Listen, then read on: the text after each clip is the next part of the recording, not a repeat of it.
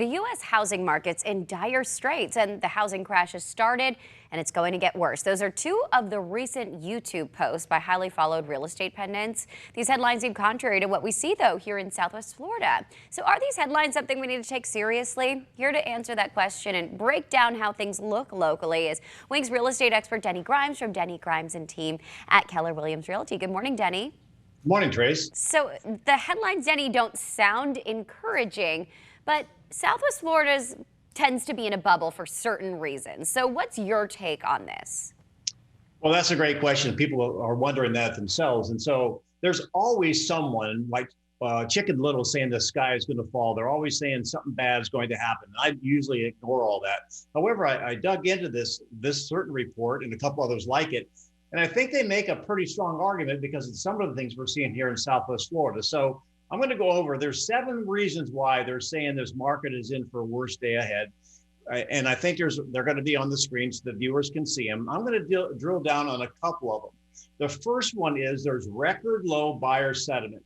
There's a national survey they do every year, and they ask buyers and sellers, is now a good time to buy? And buyers right now have a record high level. 64% of the buyers say no, now is not a good time to buy. Where only 30% of the buyers say yes. Normally that's the inverse, right?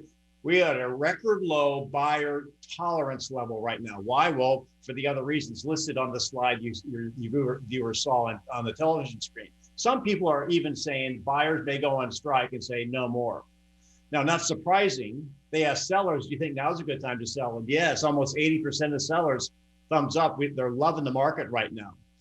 The other big issue to watch, really, and we're watching this in Southwest Florida, is basically the influx of inventory that's projected, Trace.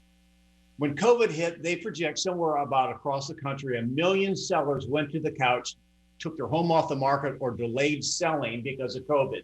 Well, things are loosening up, as you know, and many of these sellers will be stepping back into the market, and they project over the next 6 to 12 months, we'll start to see that inventory trickle in, which will take away the upward pressure on price and give buyers a little reprieve.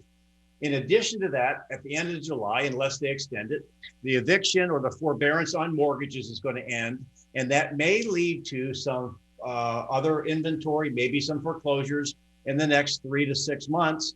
And the last reason, builders have ramped up their construction where they're anticipating 30% more homes being built over the next year than in the previous year. So inventory may be increasing, which is awesome news for buyers, and it may dampen the upward pressure on the prices for sellers.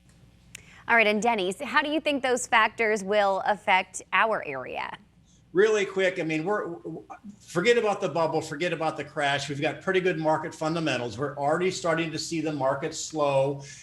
Prices are leveling off. Sales are down a little bit. Could be a summer factor. My news for the market really is this. Sellers, this may be your best days for the sell right now. If you're considering it, get on the market now because the market will correct itself.